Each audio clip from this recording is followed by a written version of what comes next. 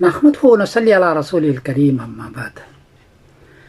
2 रोज़ पहले मैंने हुज़ूर पाक सल्लल्लाहु अलैहि वसल्लम के पैदाइश के सिलसिले में वीडियो बनाई थी, जिसमें कहा था कि हुज़ूर पाक सल्लल्लाहु अलैहि वसल्लम की पैदाइश 13 रबीउल अव्वल 53 साल हिजरत से पहले मुताबिक 5 मई 570 ईस्वी को पीर के दिन हुई है पैदाइश।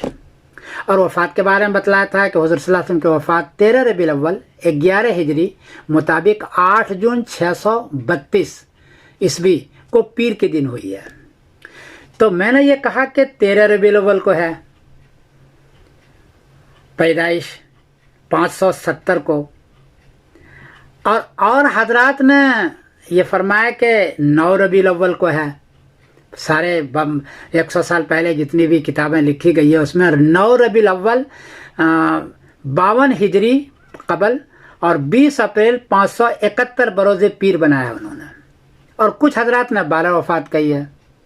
तो 3 कौल हो गया। मेरा 13 को है, मशहूर 12 को है, 12 वफ़ात 12 पैदाइश, और उलमा ने जो लिया है वो 9 रबीउल अव्वल को लिया है। तो इस पर लोगों ने तबसरा किया कि आपकी तहक़ीक़ अजीब सी अलग क्यों है, इसकी वजाहत फरमाएं। जवाबन अर्ज़ है कि अगर हम 9 रबीउल अव्वल लेते हैं कबल हिजरी 571, तो उसमें 63 साल आपकी उम्र नहीं होती हुज़ूर पाक सल्लल्लाहु अलैहि वसल्लम की, बल्कि 62 साल 4 दिन हो जाती है। और हदीस के अंदर 2 है, या तो है 60 साल आपकी उम्र थी, हदीस के अंदर है, या ये है कि आप सल्लल्लाहु अलैहि वसल्लम की उम्र 63 साल थी, हदीस मौजूद है। वह माता वह इब्नो सलासो व सित्तीन सना, बुखारी शरीफ बाब हिजरत नबी सल्लल्लाहु अलैहि वसल्लम, हदीस का नंबर है 3902। क्या आप सल्लल्लाहु अलैहि वसल्लम का इंतकाल जो हुआ वो 63 साल की उम्र में हुई है। तो 63 साल उसमें पूरा नहीं होता है, उसमें जो 9 रबीउल को लिया है। मैं जब मेरी तहक़ीक़ आप लेंगे तो पैदाइश भी 13 को और वफ़ात भी 13 को, और मुकम्मल 63 साल उसकी उम्र हो जाती है हुज़ूर की। 63 साल, एक दिन भी कम नहीं रहता, बल्कि पीर दिन के दिन सुबह को पैदा हुए हैं और उसी पीर के दिन सुबह को इंतकाल हुआ है, तो घंटे का भी फ़र्क नहीं रहता।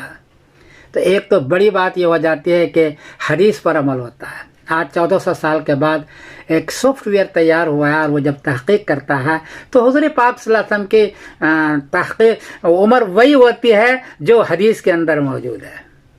एक बात याद रखें कि हदीस के अंदर और आयत में जो सराहतन हो वो कभी भी साइंसी तहक़ीक़ के ख़िलाफ़ नहीं होती, ये बात याद रखें। मैंने साइंस और कुरान किताब लिखी, 95 तहक़ीक़ उसमें पेश किया है, इसमें एक भी तहक़ीक़ आयत के ख़िलाफ़ आज की तहक़ीक़ नहीं है।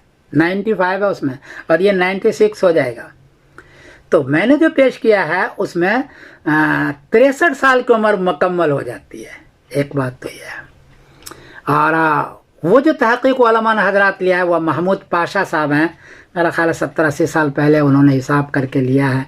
तो उन्होंने कैलकुलेटर का हिसाब लिया है। आजकल का जो नासा का मून कैलकुलेटर 50 जो आता है वेब सॉफ्टवेयर, उससे उन्होंने नहीं किया है। तो उन्होंने उससे नहीं किया है, मैंने इससे किया है, उन्होंने हाथ से किया, इसलिए ये फ़र्क पड़ गया। दूसरी बात यह है कि सारे जो मुस्तदरक हाकिम है, सुनन बहक़ी है, जो बड़े बड़े मुहक्किकीन हैं सीरत के, उन्होंने इब्न इसहाक़ रज़ियल्लाहु रहमतुल्लाह अलैह का कौल लिया है, और उसमें है ले इसनते अशरता लैलतन मज़त मिन शहर रबीउल अव्वल, कि 12 रातें गुजर गई। तो आम तौर पर लोगों ने 12 ले लिया बस, और कह दिया 12 वफ़ात में पैदाइश है, 12 रबीउल अव्वल को वफ़ात है। तो उन्होंने 12 को लिया, रबीउल अव्वल के वफ़ात का भी और रबीउल अव्वल के पैदाइश का भी। मैंने थोड़ी सी तहक़ीक़ की, वो कहा मज़द का तर्जुमा आगे मैंने कर दिया कि 12 रबीउल अव्वल गुजर गई तो 13 हो गई, पैदाइश में भी और वफ़ात में भी। तो मज़द का तर्जुमा उन्होंने छोड़ा है, मैंने मज़द का तर्जुमा किया और बिल्कुल फिट बैठ गया। तो 3 बात हुई कि हमारी तहक़ीक़ में मुकम्मल 13-60 उम्र होती है जो हदीस के अंदर है, हमारी तहक़ीक़ में इब्न इसहाक़ रहमतुल्लाह अलैह की जो कौल है इसनता अशरत लैलतन मज़द, उसका पूरा तर्जुमा होता है मज़द के गुज़र गया 12 तो 13 हो गया, लोगों ने नहीं किया। और हमारी तहक़ीक़ में आजकल के जो नई तहक़ीक़ का सॉफ्टवेयर आता है मून कैलकुलेशन 50 मैंने उससे लिया है। मेरी गुजारिश है कि आप हजरात इसको लें और नए जो नौजवान हैं वो मून कैलकुलेटर 50 को डाउनलोड करें और उससे खुद अपनी तहक़ीक़ भी करें। मेरा मकसद बुज़ुर्गों पर रद्द करना नहीं है या महमूद पाशा रहमतुल्लाह अलैह हमारे बड़े हैं उन पर भी रद्द करना नहीं है, एक नई तहक़ीक़ पेश करना है, इसको मैंने पेश किया है। फिर बात कर रहा हूँ कि ये देख लीजिए, इसको देखिए, पैदाइश ये देख लीजिए, ये तो इसमें है कि पैदाइश आपकी 13 रबीउल अव्वल को और वफ़ात भी 13 रबीउल अव्वल को, ये इसको देखिए। तो मैं समीरुद्दीन कासमी बोल रहा हूँ, सलाम अलैकुम। अगर कोई गलती हुई तो उनको माफ़ कर देना और इसकी तहक़ीक़ मुकम्मल जारी रहनी चाहिए। रद्द मकसद नहीं है, तहक़ीक़ मकसद है। मैं समीरुद्दीन कासमी बोल रहा हूँ मैनचेस्टर इंग्लैंड से।